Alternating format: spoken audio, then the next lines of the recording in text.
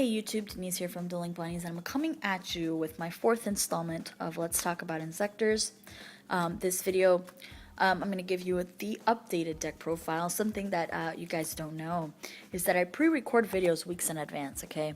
I record it weeks before I actually post it, so that's why, my actual deck is very different than the deck that I have shown you in those Let's Talk About Inzektor videos. So I'm getting a lot of comments about the side deck and why I made certain choices and things like that. My side deck's actually very different, you guys. After the announcement of the YCS Long Beach, it definitely made me change gears a little bit, and I changed my deck in order to compete with Heroes and with Dark World and with the Chaos variants and things like that, the Dinos and the Inzektors and Windups. They were all there in the top, so it definitely makes us reconsider how we want to play the deck and the text that we put in the deck. I am a very busy person. I'm a very busy woman. I'm getting married, and I am planning a wedding. So, pre-recording videos weeks in advance is something I have to do in order to provide you guys some content. So, I'm going to go ahead and give you the updated deck profile. I'm going to talk about the 3 keys to success in building a deck: variety, versatility, and consistency. So we're going to get started, okay? I'm going to give you the updated deck profile, and then we're going to go ahead and talk about variety, consistency, and versatility, okay? Now, deck profile time. We have the standard Inzektor lineup, okay? The 3 dragonflies, the 3 centipedes, as well as the 3 hornets and the 1 gigamantis. This is the heart of any Inzektor deck, okay? This is what gets the loop going. Now, something to consider, guys, if you are considering playing Inzektors and building them for yourselves, think outside the loop. Think outside the box. Be different. Yes, you will run the standard combo, but don't only think about that one play that you can do with Inzektors. Inzektors are already plagued with linearity, and what I mean by that, I probably said that really wrong, but I'm Latina, so I have to handle my mispronunciation of things. But it's very a linear deck. It's a one-way direction deck. It's already plagued with that. So you want to kind of strive to be different. And that's why, the certain choices that I've made in the deck makes it very different and adds versatility and variety in the deck. Not only am I going to hit you with the loop, yes, but I'm going to hit you with some weird plays that you're not expecting. And that's why I think I get a lot of success with my Inzektor build, is because I'm not very linear. I do give a lot of different plays with the deck. So that is the Inzektors. The engine, of course, has stayed the same. It is the triple tour guide Sangan engine. Okay, like I said before, I'm not discrediting the Mystic Tomato builds. There's also a build in particular. There's a guy in my locals. I do not remember his name entirely, but he runs 3 Drac-Guaibas in his deck with Mystic Tomatoes, no Armageddon Knights. But the Drac-Guaibas allow him to go into Lagia and Dolka, which is actually pretty interesting. He does run Lance in his build as well. I mean, there's so many different ways about going with Inzektors that, there's options out there. He does not run tour guides. He doesn't like them. And, personal opinion, player preference, it's all respectable. You don't need to like my engine. I don't need to like yours. I mean, every player is different. So I'm not discrediting any other build. All Inzektor builds are very good when played correctly. The Mystic Tomato builds are just as efficient. Teching those triple Drac-Guaibas were pretty interesting. I have to give the guy respect. I never thought about that. I do tech that 1 Torbus from the Underworld. I like this card a lot, and I've mentioned many reasons as to why. Torbus is another tour guide target. I've received a comment on one of my videos. Someone asked me, why the Torbus do you return your Hornet? No, you never return your Hornet. That is the last card you actually want to return. You always want your Hornet to stay in the graveyard as much as possible. Now, if, your opponent has a Necro Valley on the field and things like that, then yeah, you probably want to keep the Hornets in hand to actually be able to activate Hornet from the hand and not from the graveyard, since Necro Valley won't allow it.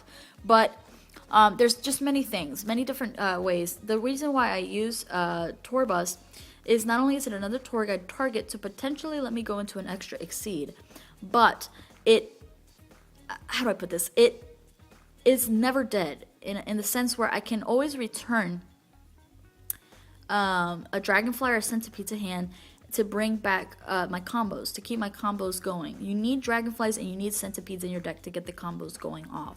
Torbus allows to bring them back. Another reason why I like it, if you have a lot of hornets in the graveyard, you can always foolish, and then you draw that foolish burial late game, you can always foolish the Torbus and return one of your Inzektors to get your plays going off again.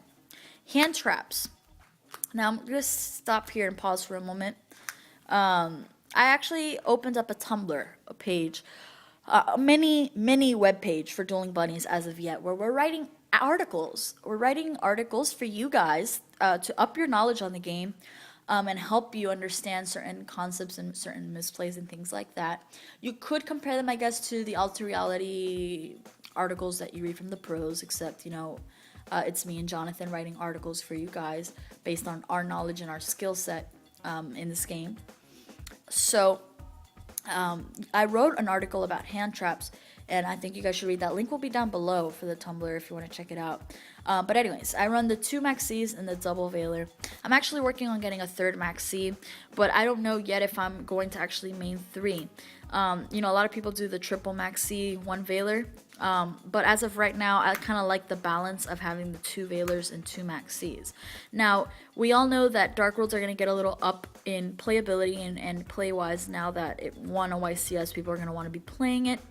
Veiler is probably going to be a little dead unless they run Trance Archfiend, which I doubt you're going to really Veiler. Veiler will come out, and, you know, DD Crows can come into place of Veiler. But, you know, like I said, again, towards heroes, it becomes into timing of when you use Veiler. I would take Veiler out personally for heroes. So like I said, Veiler, yes, it's losing its strength with these decks topping and things like that and the deck choices people are using. But Veiler, again, is very strong against windups, against Inzektors, and those are still in the top. So, like I said, you cannot completely eliminate Veiler. You know, if you do see that you're playing a deck that Veiler is just useless against, side it out and go for something else. You know, it doesn't really matter if you have a dead Veiler game 1 or whatever. I personally would rather have the Veiler just in case than to not have it at all. And while I'm playing an Inzektor deck now, you know, because I was expecting Dino Rabbit or something like that. So definitely this is very important, the hand traps. Boss monsters have stayed the same. So generally, as you can see, everything has stayed the same except I added a certain tech, okay? The Dark Arm, the Gores, and the BLS have stayed generally the same. But I'm actually brought back DD Crow.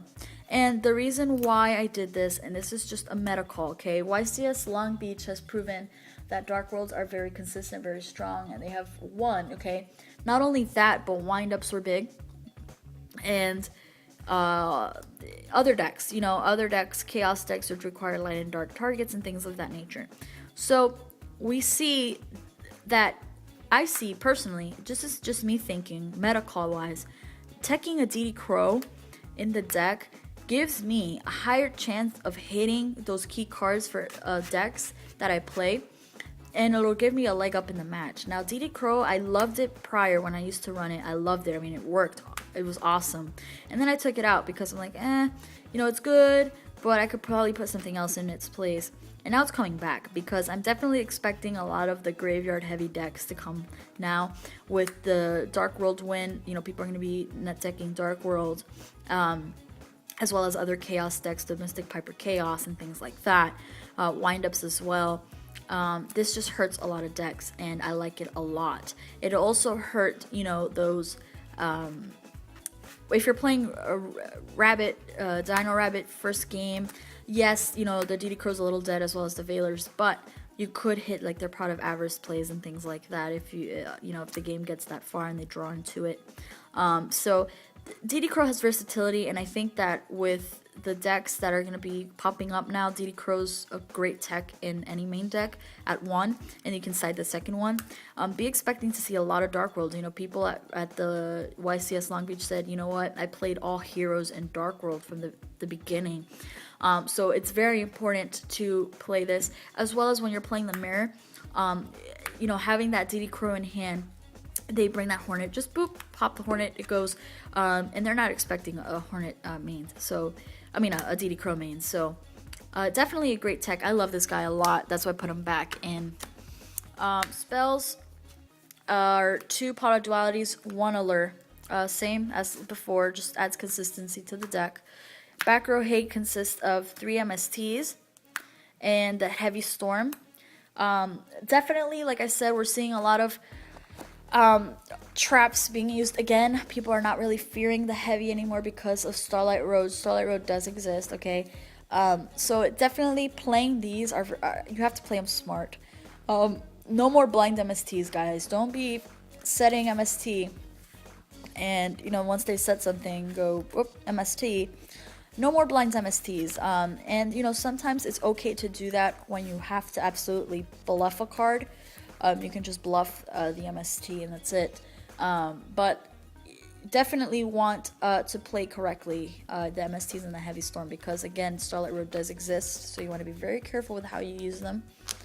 Next, Foolish Burial, Pot of Avarice, Monster Reborn, and Book of Moon. Now, I'm actually thinking, I took out Dark Hole, and this was actually a recommendation of one of my subscribers who watched my video and told me that Dark Hole was actually not very useful in Inzektors, and I disagreed with that. It's useful, but it's not a staple. And the reason why I technically say that in Inzektors is because you already have so much field control and so much popping effect that it really does not matter having that Dark Hole. I tend to neg myself more than I help myself with Dark Hole. Book of Moon, though, I chose to keep it, and the reason why is, again, because we're heading into a very special summon format. So you have the heroes that go into fusion, guys. Book of Moon helps with that. Helps get over them sometimes. My guys are really small, and their defenses tend to be small too on the fusions, so you can kind of get around that, as well as Dino Rabbit. Book one of the targets that they bring out with the Rescue Rabbit, so they can't go into a Logia or Dolko that turn. There's just so much that you can do with Book of Moon that I'd rather have that than the Dark Hole, if that makes any sense. Again, I can do mass destruction with my Inzektor combo. Dark Hole, is good, but it's not really needed in this deck. And a lot of people will go and turn around and ask me, well, what do you do about those cards that are unaffected by monster effects? Well, again, Book of Moon helps with that, as well as there's other cards that I'm running in my traps that I'm going to show you right now that kind of help me get over those effects. For example, I run the 2 Judgment, 2 Warnings. Warning, actually very versatile in this deck. A lot of people don't run Warning in their Inzektor builds, and I don't understand, the concept or the reason why. The personal reason why I run Warning, again, is to stop these big fusions, synchros, and exceeds from coming out. Also, very important, people side Macrocosmos against Inzektors, okay? You can Warning Macrocosmos, and I've done it many times. I set the warning at the correct time when I'm reading a macro, because actually people set up their field so that they won't lose monsters to the graveyard, okay? So they set up pretty well, and I can read macro usually, and I'll just set the warning at the right time and go ahead and warning the macro when it comes up. So Warning is very versatile. I like it a lot, and it's definitely won me a few matches. Here's my tech, okay? I'm actually missing one Fiendish Chain, which I'm getting before the regional event from a friend, Avery. Go ahead and subscribe to his channel. I'll put the link down below. He's going to be, hopefully we can work out a nice trade and get this Fiendish that I need for the regional event. But 2 Fiendish Chains, I've been testing thoroughly with it, and I like it. Now, a lot of people are gonna go ahead and ask, well, why the Fiendish Chains and run Gores in the main? Why not side Gores? It could be dead. Yes, potentially, yes, it can be dead. But the way I see it is, people either MST the Fiendish really quick, or I can go ahead and pop the Fiendish Chain with my Inzektor loop. I'm tired, sorry, excuse me. I can generally pop the Fiendish with my Inzektors, and then the Gores is live if the Fiendish was to stay for whatever reason. So I like Fiendish Chain personally. I know a lot of people don't, and I could see some reasons as to why you don't like a Fiendish Chain. I do have my reasons as to why I don't like it as well, but the reasons why I like it overweighs the reasons I don't. So that is why I run it personally. Another great tech, which helps me also handle those monsters, the big guys, is Compulse. I'm seeing this card see a lot more play in decks now. And in the side deck too, they're siding 2, which I actually do have the second in the side, which I'll show you in a minute. But Compulse has won me many games. When I went to locals, this card won me 3 matches at that night. It was 2 Inzektor mirror matches and 1 what was it? A hero deck that I played. Compulse just wrecked. It really is really good.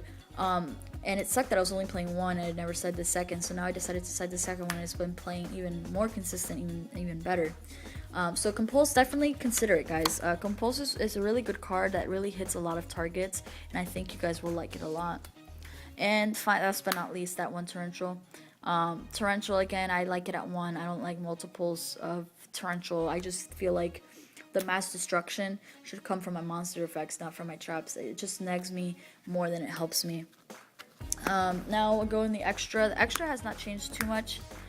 We have the 2 Chimeras, the 1 Wind-Up Zenmains, the 1 Giga Brilliant. Now, don't laugh at me when I show you this card, okay? But Granosaurus, Jon actually chuckled a little bit when I put this card in my extra deck. And I know most of you would chuckle. I chuckled a little bit putting it in. This card is not amazing, but it's good, okay? And let me rephrase this, okay? This is just one of those Trollsy cards. Now, I know a lot of you have Trollsy cards in your side deck that you can't even play. I mean, your extra deck that you can't even play. You put in, like, freaking Trishula, and there's no freaking way that you can bring out Trishula in your deck, yet you have it in there. So it's like one of my Trollsy cards. Only thing is, I can actually go into it. And, you know, the effect of it is not horrible, okay? I actually won a game on DN with this card, believe it or not. I had to inflict, with the damage that I gave him through using his attack, all I had to do was inflict 1,000 more to win the match, and that's exactly what I did. So, pretty awesome. This card, you know, it's not great, but it's not horrible either. So don't judge me. Don't judge me. 2 Leviathans, that hasn't changed. It's a great beater for the deck. I like a Leviathan a lot, as most people do, I guess. 2 Leviers, again, I think that running 2 in this deck is important. The removal that people do to hurt you is detrimental, so getting things back is very important. 2 Acid Golems. I feel like sometimes I only need 1 Acid Golem, but running 2 just in case doesn't hurt. 1 Utopia and 1 Utopia Ray. For when I side into the level 4s and stuff like that, it's easy for me to bring these out. And the Exabeetles, like our Scrap Dragon and that Ancient Fairy Dragon, which is great. I like its effect to special summon another monster and things like that. So that is the extra. Now the side, this is where the secret weapons are. 2 Cyber Dragons. Again, you know, this card is great against the Inzektor mirror match. It's great against Dark World also. It's great against wind-ups, Karakuris, random freaking Machina gadget decks and things like that. I mean, this card is very versatile. I do use Sight into it a lot. 2 Thunder Kings against, you know, the wind-ups, the Dino Rabbits, Chaos Dragons. There's a lot of cards that this can go into and play against well. So I like Thunder King. 2 Snowman Eater. I side this into any duel. If I'm playing and sitting at a table, this is gonna be sided in. It's really good.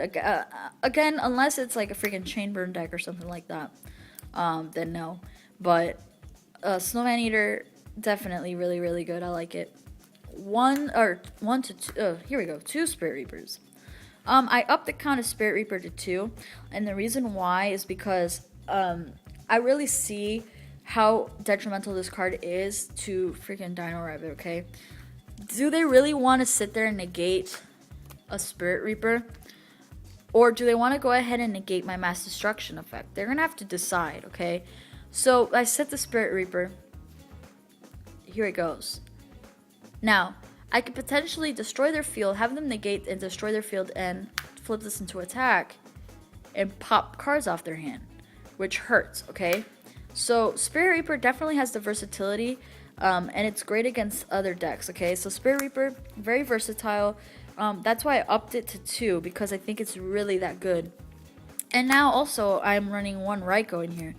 Now I looked at many extra decks in the YCSs in the States, and the YCSs in like Leipzig and Germany, I believe, and the one in Mexico. And I saw Raikou a lot in the extra decks, and in the side actually. And it's really, really good. And I mean, some people went overboard and ran 3 Raikous in the side deck. I just run 1, and I believe that it's really good. It adds again the variety. If they don't, like for Dino Rabbits, if they don't negate the effect, not only do I get to pop a card, but I get to mill, which potentially gives me a lot of plays to go off, because I do run BLS and things like that, Tour Boss and other cards. So Raikou's pretty good in this deck. I like it a lot. It's also a nice light target. The second DD Crow, Dark World is important. Mirror Match, other decks that definitely heavily rely on the graveyard, DD Crow is awesome. The second Compulse, again, this is very good, especially when you're playing against heroes and you're playing against Exceed heavy decks, Synchro heavy, and Fusion heavy decks. Compulse is great.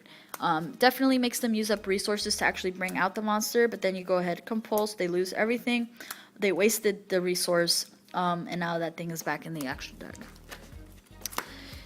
2 Rivalry of the Warlords. Now this is shoutouts to my fiance that I love very much for giving me this card to use. Now, Rivalry, I kind of like it, and then again I dislike it. I was debating heavily, guys, between this and Gozen Match.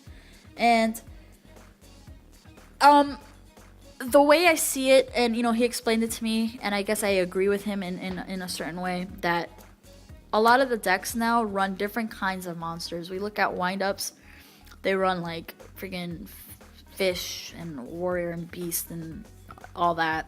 Heroes as well run different types.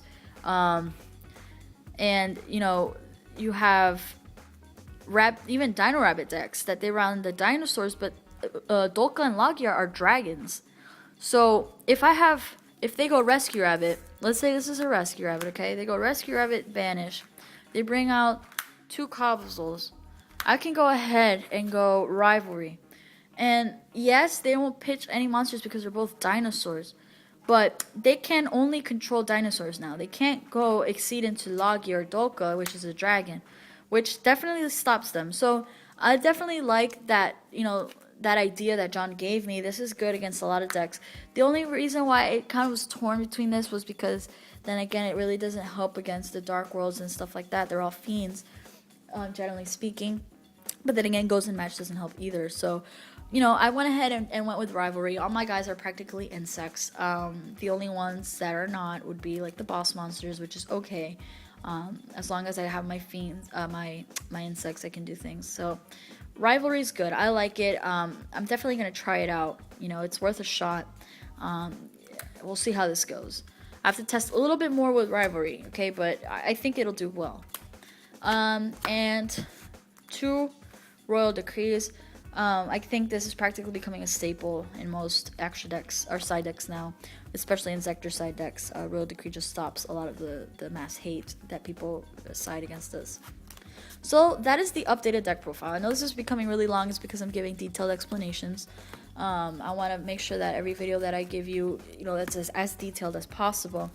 Now we're going to go ahead and talk about consistency in these decks. So I'll show myself a little bit. Consistency, variety, versatility. I think that my deck has all 3 of those. And the main reason why I want to say that is because not only can I bring out a loop on you, which is the variety part, but I have the tour guide, which speeds up things. I can bring out crazy exceeds. I can potentially wipe your field. I can bring out big bead sticks. I can control your field. I can play it safe and play more of a controlled version, or I can be aggressive. So there's a lot of versatility and variety in my deck. variety in the fact that not only do I have the Inzektor loop, but I can definitely OTK you. I can do a lot. I can definitely do a lot in this deck, which I like a lot. And also the side deck also follows along those lines. So not only do you want your deck, your main deck, to follow along the lines of consistency, versatility, and variety, but you want your side deck to also be consistent, to be versatile, and to have some variety in there. Variety in the sense that it could definitely hurt a lot of decks, not only one kind of deck. So I feel like my side deck has that capacity to be able to side against Dark World, to be able to side against Heroes, to be able to side against Dino Rabbit, against the Mirror, against Windups. I have options, which I like. And also my extra deck falls along those lines too. All my guys are level 3, so the majority of my extra deck is level 3s, but I can definitely go ahead and throw a Synchro in your face. Like I said, there's variety in this deck. Now the consistency falls along the lines of the Pot of Dualities with the Allure. Not only that, but consistency in the drawing, the ratio between monsters, spells, and traps. The spells and traps are very close. The numbers are very close, so I draw a decent number of both, which I don't draw more spells than traps, which that was happening to me a lot with my previous builds. I was drawing more spells than I was traps, and you can't really do much with that. You need to have basic balance between all three. I definitely run a lot more monsters than I do spells and traps, so I definitely draw a lot of monsters, but that's what I want. A decent amount of monsters with a decent 1 or 2 spells and traps in hand. That's ideal hand. Probably like 2 spells, 1 trap, and a few monsters. That's an ideal hand right there. So that's what that's how I feel. I feel like most decks should have those 3 in order to be competitive and to be good. So that's my video. I'm sorry that it's been so long, that it is a long video. I've been pumping out really long videos and it's kind of bad, but I feel like I have so much knowledge and so much understanding of this deck now that I have so much information to pour onto you guys, and I'm trying to get as much of it out, in a short period of time, but it's just not happening. There's just so much to talk about and so many things that you can do with this deck that I definitely want to get it out there for you guys. So thanks for watching. I'm going to cut this here. I'm sorry about the length. Make sure you go ahead and check out the channel. Go ahead and click the subscribe button up here. Click the like button down somewhere over here. Also, in the description in my pants, you'll find the link to our forum, the link to our Facebook page, and the link to our new Tumblr page where you'll find the articles that we're writing for you guys. You'll see some pictures of us thrown in here and there, our logo, our quotes and stuff like that. But definitely a lot of articles. I'm going to be writing an article shortly about the misplays with MST, which, how can you misplay MST? There's a lot of ways that you can. I want to go ahead and write an article about that. So make sure you go ahead and check those out, guys. Thanks for watching. Denise here from Dueling Bunnies, and I'm out.